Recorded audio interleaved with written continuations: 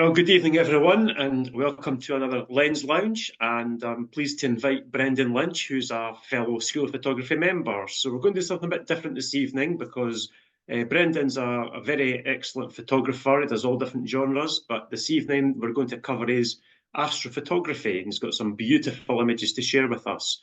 But to start off, Brendan, if you don't mind just doing a little speech about yourself, what you do, and then we can move on and ask a couple of questions and then get the images up and we'll start talking them through. Okay, Brendan? Yeah, that sounds good. Hi to yourself and Gladys. I've watched some of your previous episodes, and it's always interesting to see it from the other side of the camera. So that's kind of cool. So yeah, Brendan Lynch is my name. I'm from Cork, in Ireland, down on the south coast. If anyone's not familiar with the map of the country, um, I've spent most of my life there, but over the last 8 years, I've been abroad quite a lot.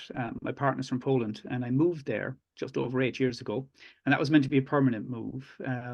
But then, as life does it to you, sometimes there was something came up that gave her a great opportunity, so we moved to Spain, which a lot of people I know would love to live in Spain. Very beautiful part in Seville.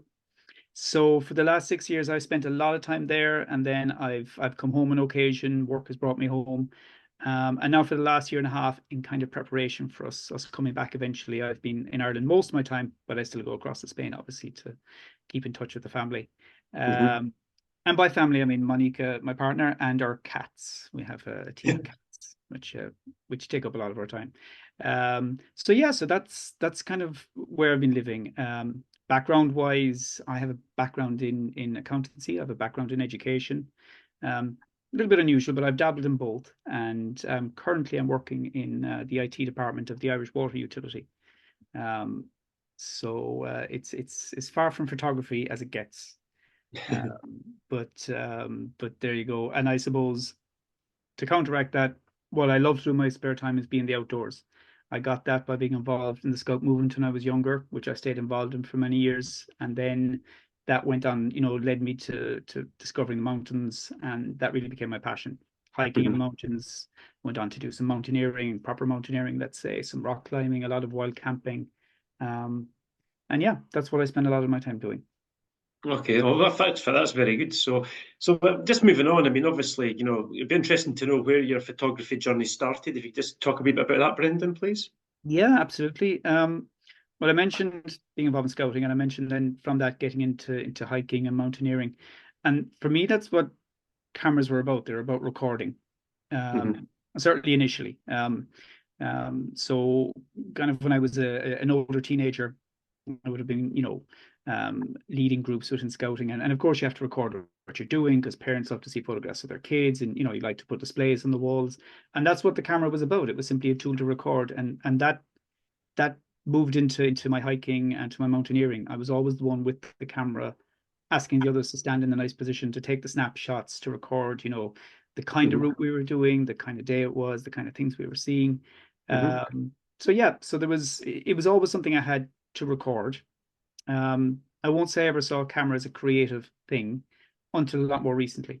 Um, that being said, there was always photography books around the house because my father was into photography. He had an OM10, which I still have. Unfortunately, it no longer works, but I have it. Okay. And there were, and I can remember back, and I often think, wow, I missed an opportunity to get into photography at a young age because he had books that he collected. They would come out every week, and he had, binders of these, and lots of aspects of photography. But as I said, for me, it was just a way of recording. Um, However, part of my, being into mountaineering and hiking is I visited Scotland a lot. Very jealous of Brian, where he lives. Um, and I've been visiting Scotland on a regular basis, for about maybe 20 years. Mm-hmm. We make at least 2 trips a year, a group of us to hike. And through that, of course, as Brian would be familiar with the Munros, all the high mountains in Scotland. And so, you buy books about those and you start to see these really wonderful photographs that are so much better than the little snapshots I've been taking. Um, and through that, then I come across Colin Pryor and his wonderful photographs. I know, Brian, he's a Yeah. big influence on you. Indeed, yes, that's correct. Um, Yeah. and he's certainly a big influence on me because it's essentially his photography that made me want to, maybe replicate something of what he does. Mm-hmm. And so because of that, I decided at some stage about 4.5 years ago, I needed to get a proper camera and I needed to learn how to use it. Um, Hmm. and that was it. It happened roughly around the start of the lockdown and the COVID pandemic. So because I had a lot of free time, I was looking around for courses to do. I came across the School of Photography you mentioned, and it Hmm. went from there. And that's really how I got into it, you know. Okay, that's great. Thank you very much. Okay, glad that you want to ask anything before we go into the images.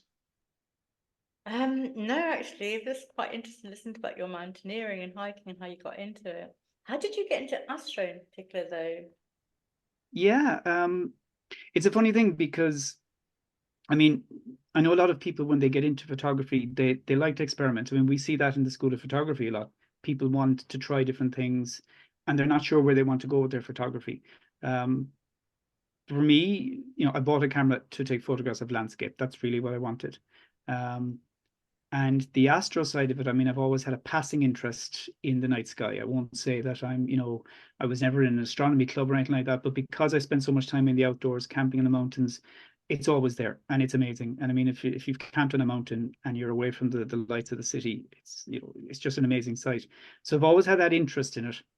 And shortly after, as I said, when I took up photography, it was during the COVID pandemic. And at the time I was in Ireland, but I moved back to Spain as soon as I could, um, as soon as I was allowed to travel.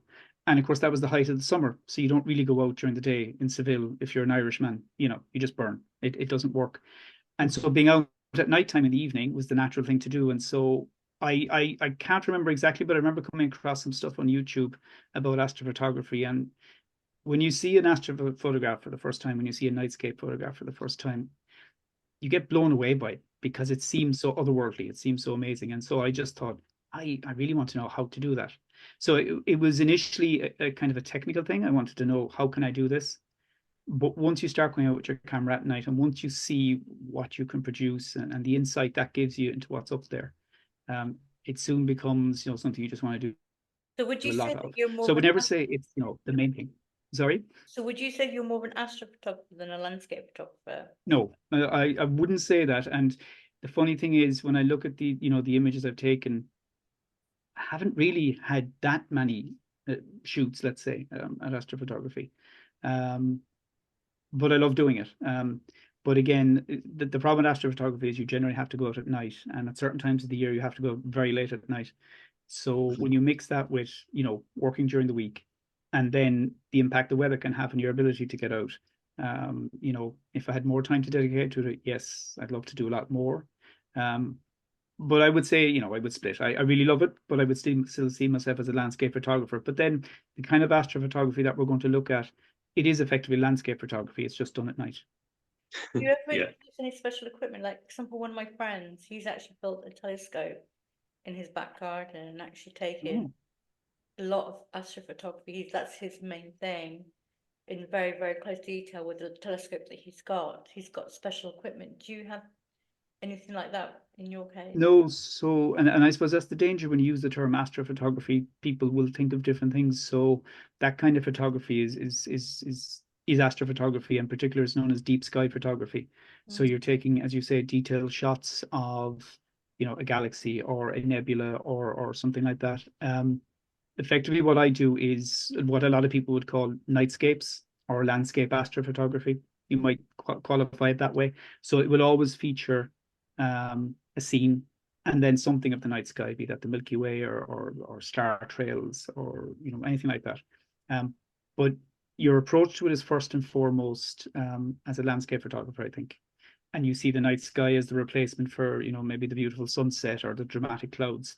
It kind of replaces that in that sense. And of course, you get an interest in the various things you're looking at, but it's definitely more technical when it comes to the deep sky stuff. So I shoot with a standard mirrorless camera, a wide angle lens, tripod, lens warmer. You don't need much more than that. It's actually very easy to get into. Okay, that's Yeah. interesting. Yeah, because my friend does capture things like the nebula, like you said, like very deep sky stuff. Yeah, And I get the yeah, impression it is quite technical to do that. So, it is, and the editing is quite technical. And funny enough, I've picked up some bits and pieces on the editing from the Deep Sky guys. I've watched some of the videos, and they really have to draw out the color and draw out the light out of their images. So that's proved useful. Don't have to do it to a great extent with Milky Way photography, but it is quite useful. And At some stage, I'd love to. I'd love to do that. I've seen some images. There's even, I think there was one or two guys on our school had posted some images, and it is fascinating stuff. But And do you we'll have wait a while. and do you have specific locations that you go to find the darkness? Because obviously, of not wanting light pollution involved in your photos. Yeah, the funny thing with nighttime photography, and I know Brian, you've done some of it as well, and I think you probably agree. The technical side of it, it looks wow when you see it first. Basically, a lot of people will say that, you know, when they see these images, oh, they must be technically difficult. But really, you get to learn how to shoot the night sky very quickly. The hard part is actually finding a place to shoot. So yes, I mean, you're right, Gladys. You need to get away from light pollution. The thing with the Milky Way is it's for us in the northern hemisphere, it's always in the south. So you might find a wonderful place to shoot, but you're looking north and it's no good to you, and you have to try to turn around and shoot south, and then that may not work from a composition point of view. So finding interesting subjects that are looking the right direction compositionally and away from the light source, that's actually the hard part for me. You know, you've got to get all that right, and you might look at the light pollution map. You say, oh, this looks like a great spot, but then you realize to the south of that there's a large city. So from your vantage point, although where you are is dark, you're looking towards a bright area. If you get high up in the mountains, for example, you get above the light pollution. So then you know, it's not such an issue. So all those factors, they're the hard parts. So when I was in Spain, which is where most of these shots we're going to look at tonight are from, I just tried to get to the coast because you're looking out to sea, and you know, no light pollution. No light pollution, yeah. Yeah. Right, well, let's start looking at some of these wonderful images then, yeah? Yes. Okay, just pull the first one up. I'm actually relieved that Brian's doing this. Gives me a break. That's amazing. That's absolutely awesome. Right, we're going to just move this. I love So that. yeah. Yeah, so for just thanks for Brendan. You know, this is obviously, you know, the Geminids or whatever meteor shower. But if you can maybe just talk us through this, because it's absolutely beautiful. I love it. So if you're only going, you can tell us all, but maybe include some of your technicalities just to help people listen what you've done. Yeah, please. Absolutely. So yeah, so this is, as you rightly said, the Geminid meteor shower. There's two every year that are the big ones. This one takes place in December. And the meteor showers are named after the parts of the sky they come from, so from Gemini. And the other big one then is the Perseids in August every year. So they're the ones where you get the most bang for your buck. If you're going to spend time out in the night sky, you'll see a lot of shooting stars coming in. So this is a place called Castillo de Cote, which is about an hour east, apologies, of Seville. Above a town called Montiano, which you can see the lights in the background, small town. And this was definitely the best meteor shower I've ever seen in terms of pure numbers. I think I was shooting for maybe 3 or 4 hours, and I caught 33, 34 shooting stars in frame when I checked all my shots later. And they were just the ones in frame. I mean, they were flying all overhead. It really was an amazing evening.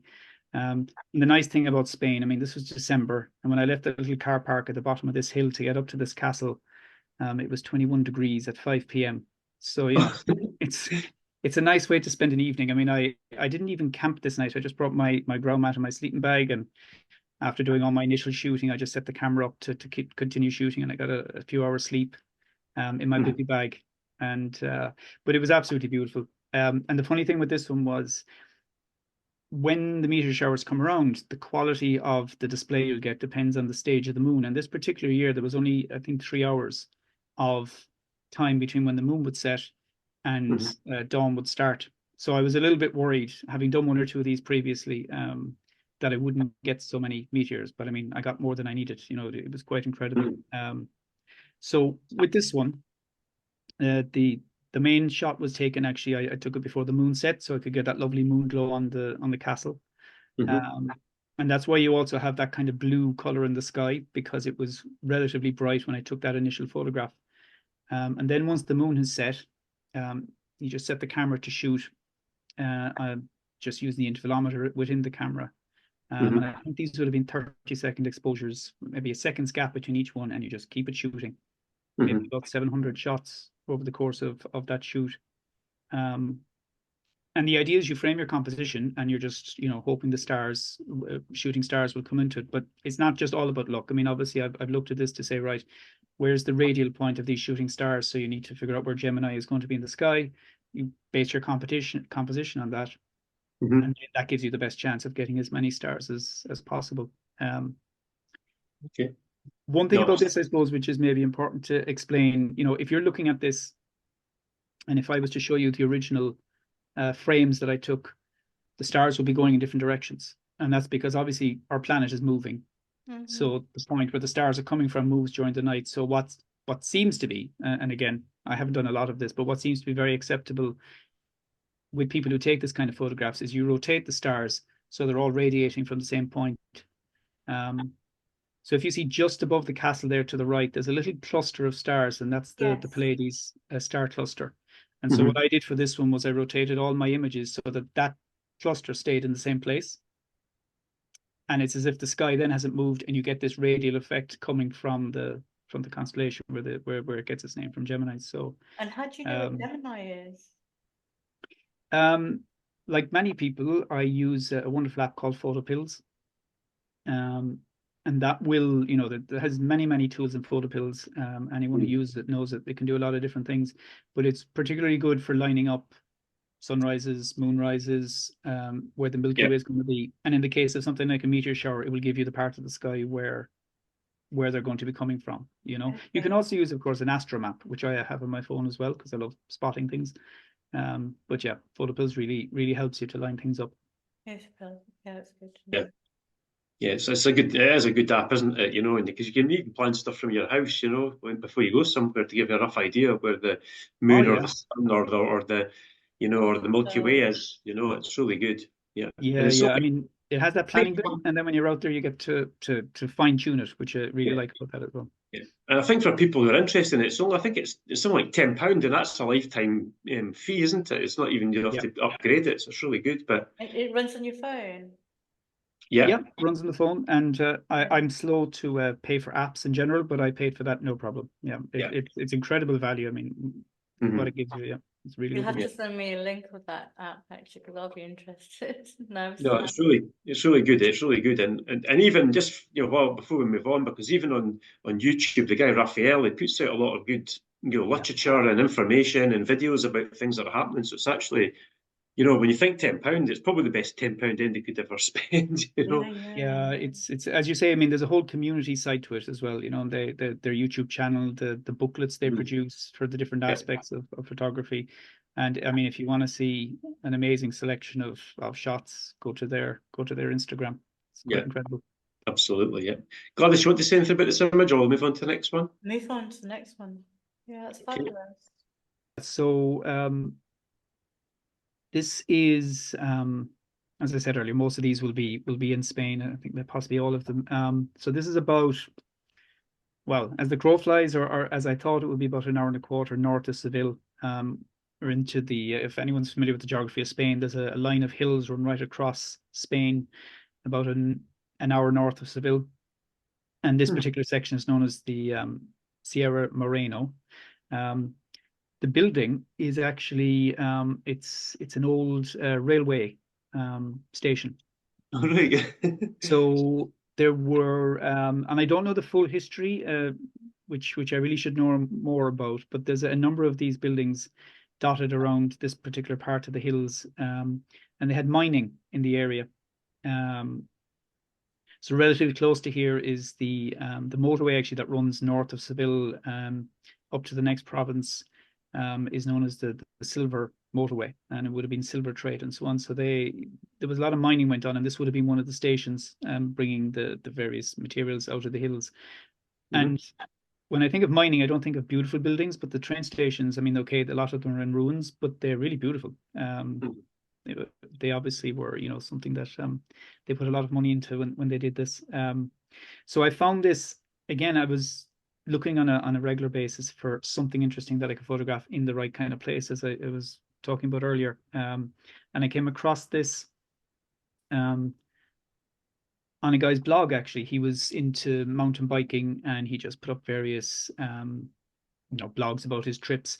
And he did actually have a Milky Way photograph, but it wasn't from this angle at all. And it was almost like an afterthought photograph. It was very faint, but it was there. And I thought, oh, I can use that. So I did a bit of searching on Google Maps, because he didn't give an exact location for it, and eventually found it. It took quite a bit of time. So this particular evening I drove out there, and it turned out that the the section of road, maybe about 4 kilometers to get there, was better suited to a 4-wheel drive than my Honda Civic. So it took quite a bit of time.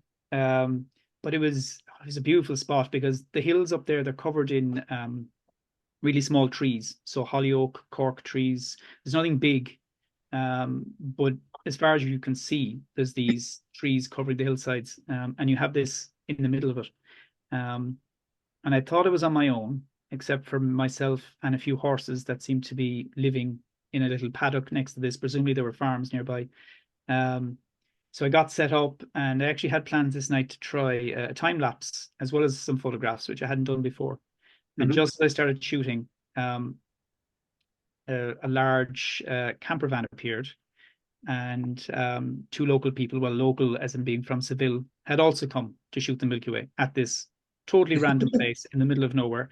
And I mean, you just, I'm sure if I was there for another 20 nights, I wouldn't have seen a soul. But on this particular night, and my Spanish isn't great, and their English was actually worse than mine, which is unusual. And so we did a bit of communicating by Google Translate, and we managed to work together. But the idea of a time lapse kind of went out the window, because then I would have been hogging it, and they want to do the work around it. So so what I've done here is usually when I shoot, I don't use a star tracker. Some people will be familiar that people doing astrophotography use a star tracker. Yeah. I just haven't got around to getting myself one yet. And there are a star tracker will give you much better quality images, but there are a few disadvantages to it as well. So I tend to stack for this kind of shot. So I will take 10 images of the sky. There's a wonderful piece of free software called Sequator where you can aggregate those and stack them together, and it just reduces the noise. It increases the image quality. One of the problems with shooting the night sky is your shutter speed can only be so long, or your stars will start to move. So with the focal length I use, that gives me 13 or 15 seconds. So you take 10 shots at 13 or 15 seconds and you merge them together and you get a much better quality image. And then I've obviously done some light painting here on this building. So I've taken a number of other exposures where I've gone around with my light and I've put it on the building from different angles. I've lit the building from the inside to get this effect of this kind of, I don't know. It reminds me in Dublin, a place I'm familiar with, there's an old ruin of a building called the Hellfire Club. And there's all these stories of, weird and wonderful, strange things happening up there in the hills south of Dublin. So kind of reminded me of that a little bit. So I went for this slightly demonic look, Excellent. Do you put some light in the house? Yeah, so I always bring I have a little LED panel that you can adjust the settings on it. So it can be very bright or actually quite dim. And you actually don't need an awful lot of light when you've got the lens open. So so I lit it from the inside, and then I took a few other exposures lighting it from the outside. And then again, a little bit of luck, that light in the background is actually Seville off in the distance, but because of the bit of cloud, the light is catching. So it just kind of gives a nice background as well, So you put some light on the front of the building to give it a better exposure by painting it across. Yeah, exactly. And it doesn't matter if you're in shot, because later on what you do is you blend all those in Photoshop and using layers, and you can mask them out. So I mean, I could have been standing in front of that there, shining the light, and I'll just mask that piece out with another one. And so, you get this Even nice. if you do it long exposure, at one point, it depends how long exposure you do it, you're going to do anyway. Yeah. And that's, and we'll see in some of the others. I mean, this one is light painted, but in one of the other ones we look at, I didn't do any light painting. Light painting isn't, I mean, it's something I do a little bit of, but I wouldn't be expert at it by any means. I've seen that's a quite an quite art in itself. famous photographer who's based in Miami. He's an artist photographer, but he does a lot of light painting, and it's interesting how he works on it. It's, because I when I started doing this first, I picked up a lot of what I've learned from a guy called Richard Tatty. He's an Australian photographer. He's a very good YouTube channel, Nightscape Images, and he's quite similar to the School of Photography. He's very much educational based. He's very structured. It's not a personality driven YouTube channel. And he creates amazing photographs, but he light paints all his foregrounds. And it's just wonderful what he does. It's so subtle. It's really good. What I find amazing as well is when they use models as well, because the gentleman I know, his first name is David, but he actually creates his own models because he's a fashion photographer, but he does it on the desert in Miami with with stars and everything, and he light paints models, and then obviously that he's created of the building with the sky and everything, and then obviously the fashion model on top of it. But they're fantastic, his photos are. And I just find it amazing how he takes the detail of all the colours, Mm. you know, Mm. painting each part of it like a painting. Gosh. Yeah, That's a rival, that. Yeah, it is. It's impressive. Yeah. Okay, so we'll get the next image up just now. Quite incredible, this one, I think. yeah. This, I mean, I know people talk about favorite photographs, and I don't have favorite photograph, but this one I'm fond of, because one of the things I like in photography in general is, you know, coming up with something a little bit different, or a place that hasn't been photographed before. And I have searched and searched, and I have not seen a Milky Way photograph taken at this spot. And that's possibly because it's quite unassuming. It was the closest beach to us when we lived in Seville, about an hour and 10 minutes away. And it's on a place called the Donyaya National Park. It's a big area surrounding an estuary. Oh. And this particular part, there's a boardwalk leads you through to the beach, because it's a protected area. And unfortunately, there was a forest fire. It's covered normally. A lot of the rest of this area is covered in pine trees, Spanish pines. Mm-hmm. But this area was in a forest fire, and so now there's a boardwalk through, and they're regenerating it. And so you have these little areas where you can sit along the way. It's about 1 kilometer long, this boardwalk. Okay. And so, yeah, so this is a spot that we went to a lot, and it was also where I took my first actual photograph of the night sky. And subsequently, I came back and tried this photograph before I really knew what I was doing. And it was okay, but the light painting was really ham-fisted and the sky wasn't great. So this was when I knew a little bit more. Mm-hmm. And I just thought it made a nice composition with that bench looking up at the Milky Way. And I wanted to line the path up, you know, leading to the Milky Way. And so I set up in the night, and it was all going well. And I'm taking my photographs. And, you know, I've set the camera to take 10 shots, one after the other. And suddenly this little shooting star out of the sky, and I'm thinking, please let the camera be shooting while that was happening, because you know you have a 10 seconds break. So as soon as the 10 shots are over, I quickly checked the back of the camera, and there it was in one of them. I thought, bingo, that'll do Oh, me. wow. Mm. Well, that's But amazing. Eh? I mean, yeah, I mean, that's that little bit of luck, you know. But yeah, I no, you've think, got to be there. Sorry, you've got to be there. That's the thing. It's not luck. yeah, It's, you know, you're there doing it, and luck happens when you're there, and that's your reward. yeah, exactly. I suppose if you do this often enough, like things like that will happen. I mean, they're shooting stars quite often on most nights.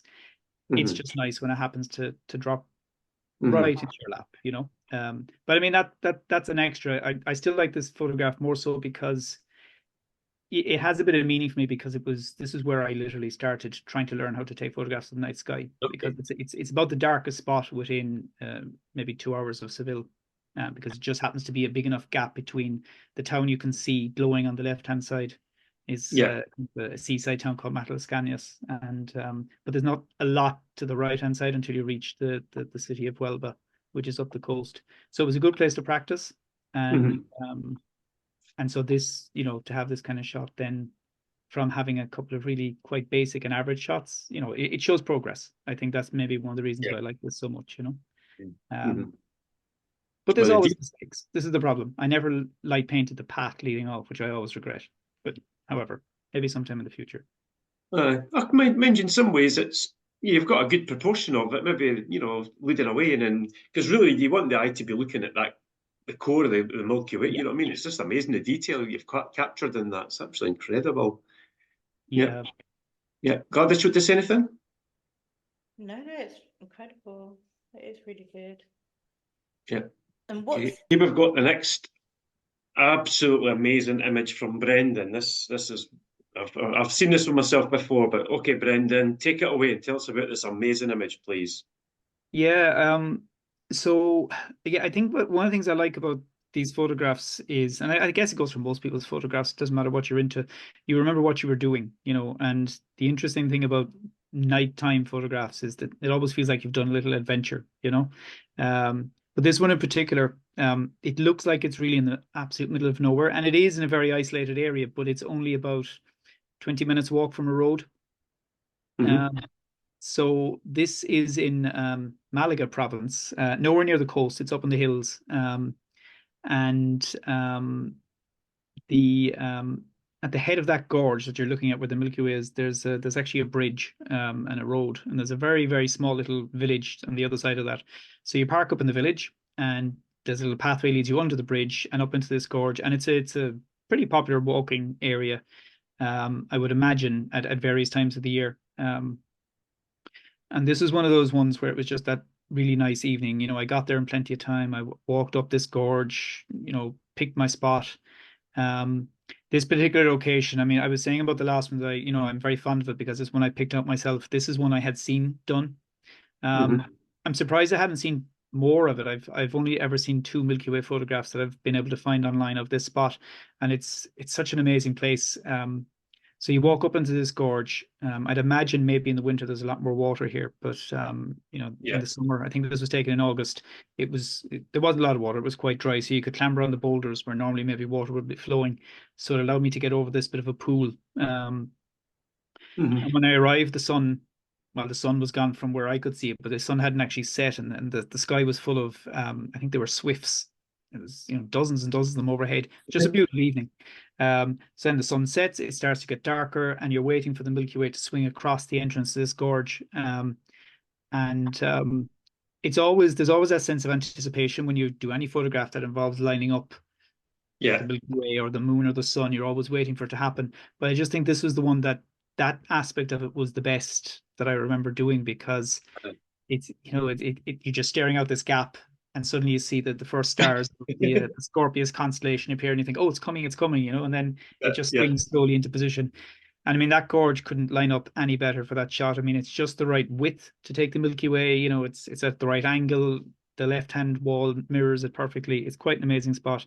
Yeah. Uh, Mhm. so yeah, I mean, and obviously, sorry, but just obviously, because maybe for people that are listening, so, you know, was that all planned about the width, or was that just by luck, or was that using the Photopills app, or we've been there before to know that it would fit in that gap? Because there's no sort of idea. I mean, and roughly how wide it is? You got a rough idea how wide it is, Brendan? oh, I actually don't know. I wouldn't like to hazard a guess as to what it is from wall to wall at that point. Obviously, you know, in the valley floor, I mean, you're on the actual valley floor is probably the width of a road, Oh, a right. rough road, but it's about the width of a standard road, let's say.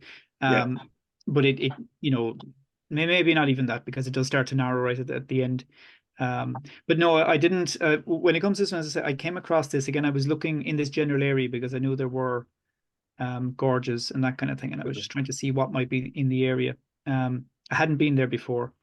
Um, and so I had seen one photograph again on a guy's blog. Actually, I came across um, quite a similar photograph to this. I think maybe it would have been taken probably further up the gorge behind my back.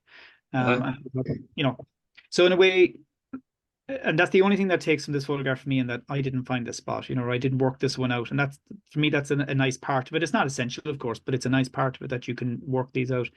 Um, and so all I had to do was make sure I went at the right time. Uh-huh. This was taken late in August. It wasn't one of those ones where you're up at 4 a.m. So this, I think, was taken just before midnight. Mhm. And that's the thing, again, people who take Milky Way photographs will know that the earlier in the season, the Milky Way is in position usually closer to dawn. And as you get to the end of the season, which is August, September, it's closer to midnight. And so it's a lot more sociable taking these photographs later in the summer. Because Yeah. in March and April, you're getting up at 3 a.m. and you're up there until the sun comes up. Yeah. But Mhm. this was really nice. The one thing that did occur to me being up in this gorge on my own at night time in the dark, you know, if you do something silly, if you fall over, or Yeah. Yeah. there You're in are the middle. snakes in Spain, you know, if something crawls out from under a boulder. But no, it was just a beautiful night. And I mean, you had that nice thing that I don't have maybe in the other ones I've taken, where you've got all this blackness all around you and just this strip of light at the end of the gorge, you know, which was really Mhm. beautiful. Mhm. Um, and so after I'd taken the shots, and the Milky Way then moves out of view, I'm heading back down along the gorge, and there was something on the wall of the gorge watching me the whole time. Something maybe like a stoat. I don't know exactly what it was, but there was just this Honestly. pair of eyes, you know. And he watched me as I went all the way down the gorge, and so I had someone there with me, but I didn't realize it was leaving. Maybe just as well, you got a fright if it moved, you know, when you were in the middle of taking. Oh, well, I mean, Spain is interesting. I mean, there are a number of wild creatures in Spain. I mean, they have lynx in this area. Oh, I right. think I've been in the presence of a lynx on one occasion. Actually, that last shot, the one with the bench, Yeah. In that park, it's well known for the lynx. And actually, the same thing Yes. happened that night when I was leaving. There was a pair of eyes following me from across the hill. Um, and so I don't know, but I like to think it was a lynx because it's one of those things I'd love to see, you know. Yeah. But this particular night, I could actually see this creature, and it looked something like a stoat or that Yeah. kind of size, you know. Yeah, it's an amazing image. Gladys, you want to say anything about it? It's really beautiful. Yeah, I love the way how, you've got it in the center as well, like glimpsing through between the rocks. Yeah, it's Really.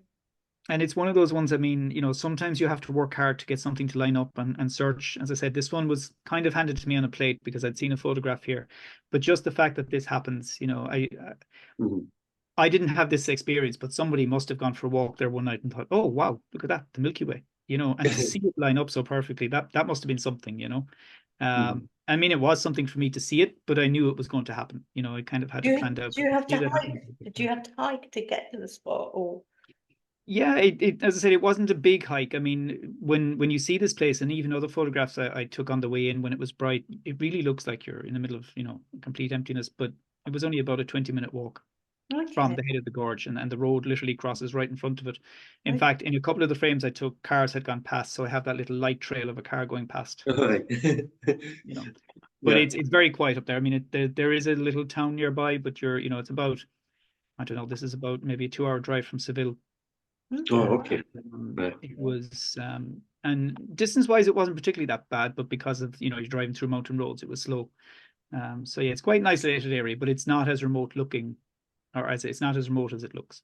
That's for sure. Okay. That's interesting. That's stunning. It's absolutely stunning. Okay, so we'll move on to the next one now. The Milky Way and these three stacks, and I presume that's a C stack up on the left. But Brendan, if you just talk us through this one's another cracker. Yeah, this is I thought I haven't done too many of these as a panorama. And things definitely get more complicated when you want to do a panorama at nighttime. So my original plan for this had been to, you know, take a series. I think it's a 5 vertical shot panorama. Um, and I took my images for the sky. And because you're doing a panorama, because the Milky Way is moving, it's quite slow, but it is moving. Normally, I would maybe take about 10 photographs to stack. Whereas at this one, I think I took 4 of each of the part of the panorama. Yeah.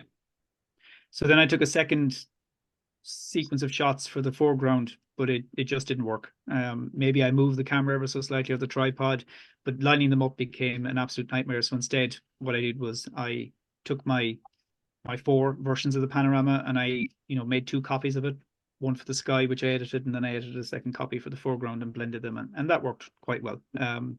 So this is on the Costa del Sol. It's near a town called Nerja, which is east of Malaga, and it's quite a popular tourist spot.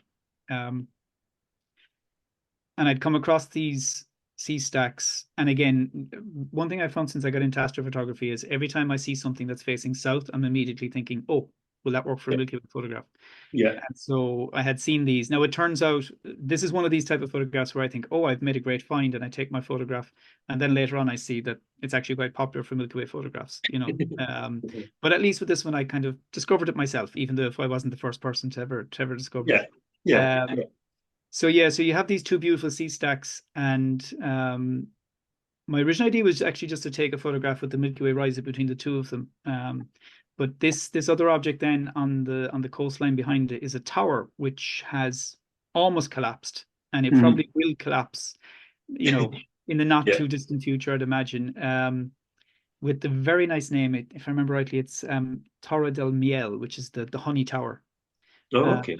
and I think it gets its name from the local river, which is the Honey River, which flows into the sea here.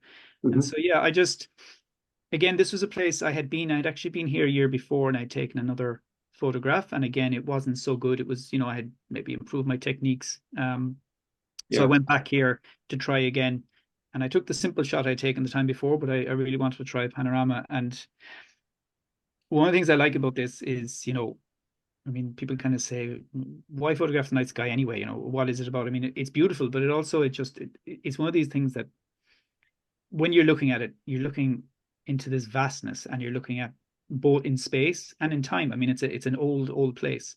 And so here Mhm. I thought it's interesting that, you know, you have this old tower that's crumbling, and then you have these far older rocks, but then in the sky you have this far older, this Yeah. vista of the Milky Way. And it just, to me, that's one of the things I like about this. It's almost like a snapshot of, kind of human history, geological history, and then, galactic history all in one spot, Absolutely, yeah, that's brilliant. And what's the bright? Is that the moon off to the left? Is it? It's actually a town, and I can't remember the name of that one, but it's in Granada province.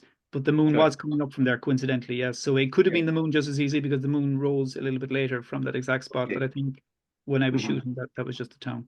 Oh, okay, no problem. Okay. Gladys, would you like to say anything? No, just impressed. Okay, doc. So we'll go on to the next one.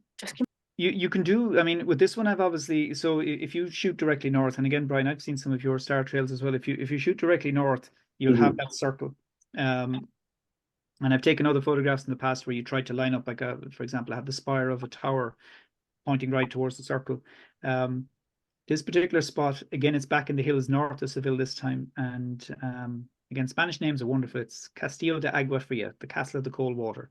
Not sure where they get the cold water from because it isn't cold there. But and again, this is on a hilltop, lovely wooded hill that I'd hiked up through, and I actually camped up here this particular night for the whole night, which is why the star trails are so colorful and bright, because I could leave the camera running for quite a long time. So you can do different things with star trails. This is really the kind of the really colorful, the sky full of them. You can be a lot more subtle with them as well. I like this because it looks like a painting. Yeah, I mean, as I say, this is really, really showy. I think, you can be subtle with your nightscape images, but if you really want to go, full on, shouting in people's faces, look at me. Well, that's one of those type of images, the sky is so bright. Do you remember how many images you took to create that star trail, Brendan? Out of That's interest? a good question. Do I, I might even have that written down here because I've made some notes because I don't remember these kind of things. Star trails. Let's see. Yeah, about 270 images. 270 images there. Yeah.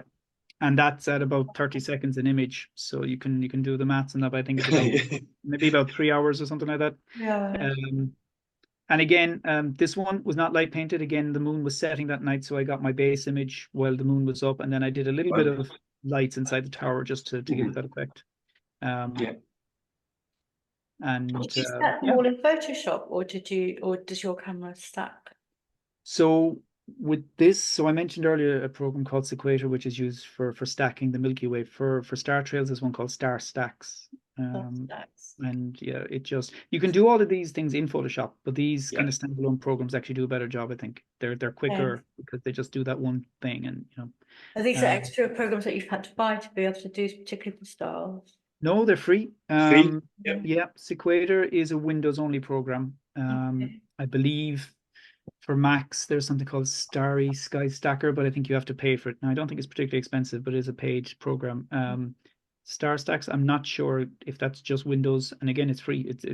It's amazing, like these programs, because they're quite technical. What they do is, and they've just been made available by enthusiasts, I guess. Yeah, I think for people who've never done it and watch it, because it's actually when it does all the stacking and then suddenly, because you can't see that, can you, Brendan? It's like all these 207 images, all the stars with the streaks, and then the software pulls together and suddenly it produces this image, and it's like, wow, because you can't visualize it, can you? Totally, yeah. I mean, if you have all your images in Lightroom or something and you flick quickly between them, you get the idea of the stars moving for sure. That's right. Yeah. But you don't get this, it's almost like a time lapse, isn't it? But it does that, isn't it? That's right. Yeah, effectively. Right. But you're right. When you stack them in star stacks, then it just goes pop, and you see it happening. It aligns it all for you. Yep. I mean, you put them in. You can feed it at some different parameters, and depending on. One of the things with star trails that will ruin it for you. So with the Milky Way, you can get away with some clouds. In fact, sometimes clouds work very well with the Milky Way. You can capture some light from nearby towns, and it can work. Any cloud really with a star trail, and it just doesn't work. It gets very broken and bitty, and it kind of ruins the effect. So yeah, I think as well for people watching maybe to understand the concept, because what it is, because obviously we rotate around the North Pole, and with these long exposure, Brendan's explained over 207 images, which is, say it's 3 hours, then that's how, when we merge it together, we're seeing all these stars basically, almost like blending into each other to give this effect, because over that duration, we've moved quite a bit around the North Pole. And when you talk about a star tracker, that stops that, doesn't it? Because it follows the North Pole as we're static. That's how you would, how we would get this effect without the star tracker. It makes them all sort of merge into one another. Yeah, exactly. Yeah. I mean, the fact that we're moving, and that's the funny thing with this. We always think of ourselves as, here we are on planet Earth and it's all moving around us. And of course, it's not that. And something like this gives you a little insight into that. It kind of reminds you that we are actually moving, and everything we're looking then blurs because of that. So yeah. And it's proven, if anybody was to go out and just take for example, use a wide aperture and set it even at a minute exposure, you would see the star like a streak, because effectively that's the distance it's moved to the time that 1 minute exposure is gone. That gives you an idea how much or if it's like if it's a 10-second exposure, then the star's pretty pin sharp. But this shows you the difference, doesn't it? Yeah, exactly. And you mentioned, I mean, I kind of referred to it earlier, but actually, getting a single image at nighttime is not hard at all. It really is not. You set your camera up in your tripod, you point at the sky, you use your wide open aperture, set your eyes up a bit high, and then depending what you want, if you want a sharp star, 10 or 15 seconds. If you want a star trail, make it a minute. Yeah. So the basics are actually not that difficult. Combining stuff is maybe where the complexity comes. But it's just and even a wee tip for people, because mainly you've got to use manual focus, and the best thing for focusing is just use manual focus, and just, you'll see the stars in the sky, they'll be like a big blob, but as you must adjust your manual focus, once it gets to its smallest point, that's when you've got focus. It's actually quite easy. Yeah. I think there's a lot of mystery around astrophotography. I think, so we'll plug our favorite school. They have a brand new astrophotography course, and it looks really good. So take that course and you'll be taking shots. Well, weather permitting. As we know, living in Scotland and Ireland, it is. There's a reason why most of my shots are from Spain. Yeah. I think that's another thing to add. It's we can do all the planning, we can scout the scenes out, we can do everything.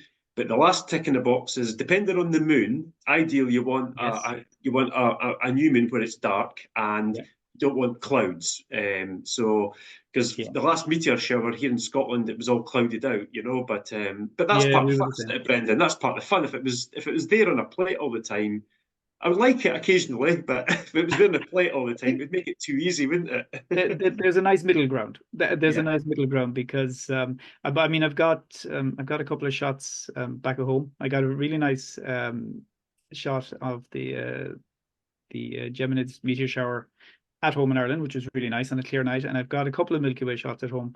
But yeah, it just to have that middle ground, Yeah, absolutely. You do need a shot every so often to keep you going back. Yeah.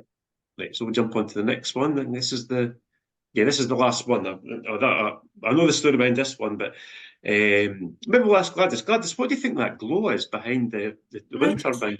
Can we see that again? Because sorry, I just had to stretch my back. Say that again. Okay. I'm just thinking, this one time, but what do you think that light source is coming from behind it? Have a guess. What do you think? The moon. Well done. Hang on. Okay, Brendan. Okay, well, I think maybe this is a good one to end on, because this was part of a school of photography assignment, wasn't it, when you had this one? So I think it'd be great if you talk to everyone and give them your insight behind this, please. Yeah, so I know you've spoken about this before. We have these monthly assignments on the School of Photography, and this particular one was up. Point your camera up, look up, and what I try to do with these assignments, because we've both been on the school now for quite a while, and if the assignment is portraiture, great. I have to try and take a portrait. Never works very well, but I try. But then for the kind of the technique ones, or the composition ones, you try to see, how could I do my kind of photography, but using this technique or this composition that Mark is suggesting. Yeah. And so this was something I wanted to try. And when this assignment came up, I thought, right, no more excuses. I just have to get out. So this was close to home. I found a wind turbine that was on top of a hill, and went there with the idea to try to somehow, get it looking up at the turbine and give it that impressive look. I must admit, I hadn't planned on the moon. Normally I plan these things quite well. I never thought about the moon. And when I got there, I thought, oh, And of course, the wind vane was pointing this way, and I had to look this way. So I thought, right, maybe I can try to hide the moon behind the main pillar on the wind turbine, and it worked. But that's also why in this one the trails are really short, because I only had a short window of time from when the moon, went behind the pillar to when it started to emerge again. And so you can see the difference to the last one. The star trails in this are quite short, but actually I think it works as well. Gives a sense of more movement actually. Yeah, I think it gives more. You see the definition of them a wee bit better, don't you? As well, Yes. It's because I mean, I remember, I remember once I done one, and I think, well, you'll have seen it. It was the reflection with the trees, but I had a little technical problem. I thought, oh, I've not got that many, and everything. I got back and I thought, you know what, I'll just blend them anyway. I think it was only 33 from memory. But it's still, it's still at 30 seconds, at 33, you still got a nice wee star trail, and it sometimes creates and that's the beauty of it. You never know what effect you're going to get until you actually, put them through the software. That's what I love about it. Yeah, I think, I talked about, or we briefly mentioned creativity earlier, and I think that star trails is something where you can try to do something different. And I'm sure, if I took a lot more of these, you'd get used to, if you take a star trail in the blue hour, for example, you'll get very faint lines. Or if you do it when the moon is up, it'll thin out the star trails for you. So then you can maybe go for different kinds of looks. And I'm sure guys who do this a lot more can do that, by thinking, how bright is the sky, and what can I do with that, and if I make my star trails shorter. So yeah, I agree. It's you can come up with lots of different things with star trails rather than just the full sky of color. And even looking south or west, because then that makes it different as well, doesn't it? Absolutely, yeah. I mean, again, here you can see it's the top right hand corner is where the North Star is. Yeah, had the wind vane looking towards it, which is great, or the blades. But yeah, if you look different directions, you can get different effects with it as well. There's different shapes depending on which direction you're looking. So now this one's interesting for me, and maybe to tell the others. But so how did you focus this, Brendan? Because clearly you're very close to the base of the, or unless have you zoomed up a bit? Is that higher up? Because it gives the impression it's right at the bottom here. Yeah, it was. I mean, you're not looking at the very bottom of it, but it was taken with a 12 mil, which is what I take most with. So I have a crop sensor camera. So that would be 18 millimeters full frame equivalent. So on this one, I know I focused on the blades. So definitely the base of that pillar is soft, I would imagine.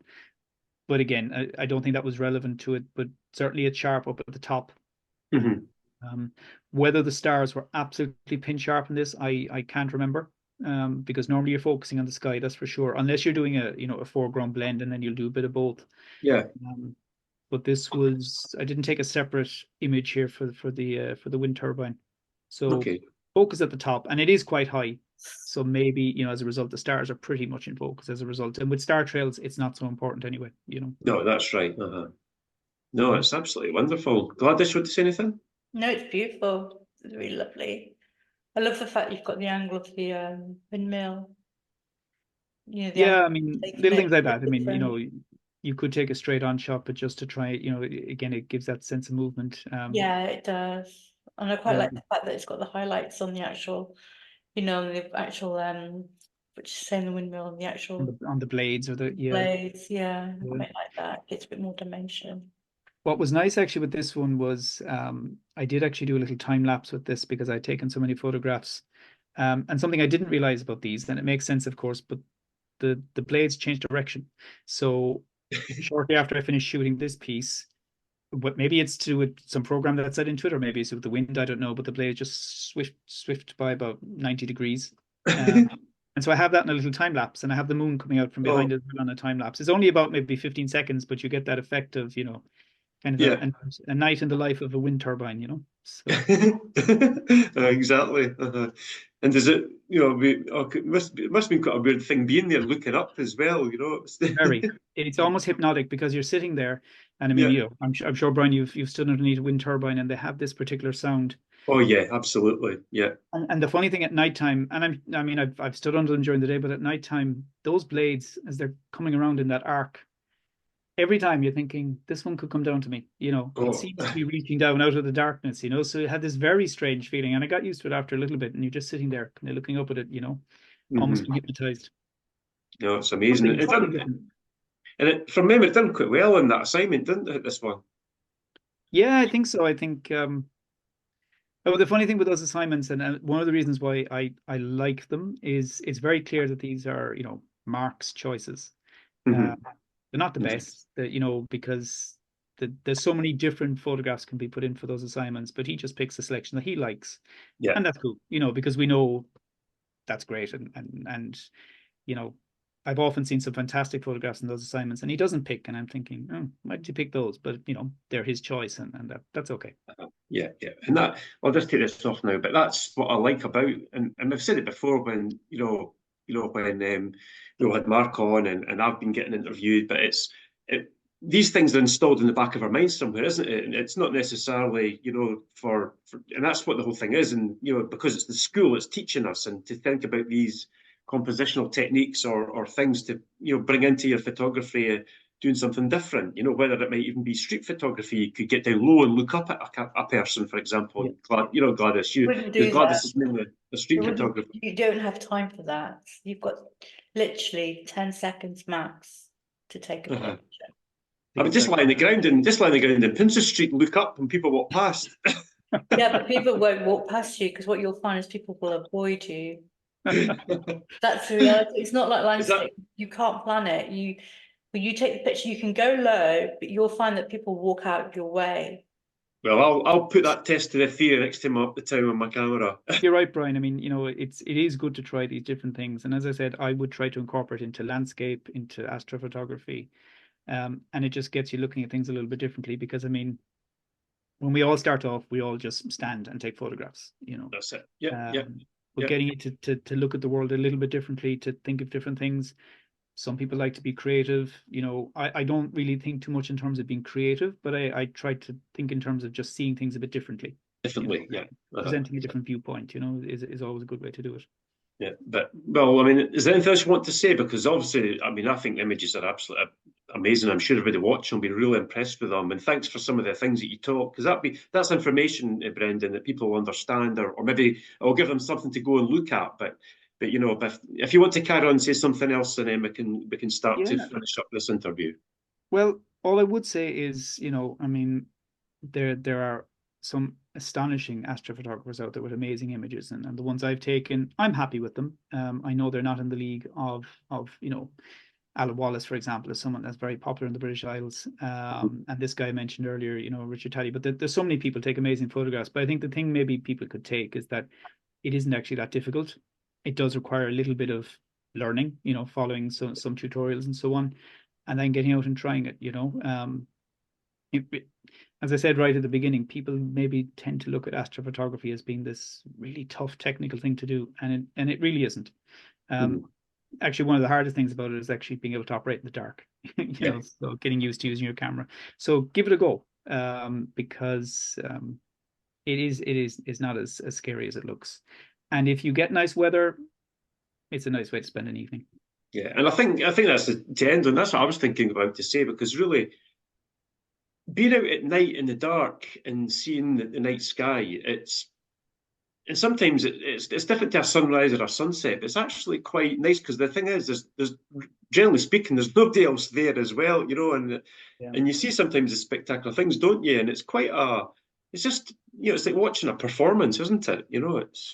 Yeah, and I mean, look, I suppose people will have different views and this kind of thing. I wouldn't say it's a spiritual thing. I wouldn't go and say that, but it does have an impact on me. Just in terms of, you think, wow, this is vast. I'm a part of this. You get into all of this kind of stuff. If anyone's familiar with Carl Sagan, a very popular astrophysicist, and he was a very eloquent speaker. And I start thinking of Carl Sagan every time I'm out there, and some of the wonderful things he said about our place in the cosmos. You can get a little bit carried away with that, of course, but it is nice to sometimes stop and realize that this big world around us, and our own problems aren't that important after all.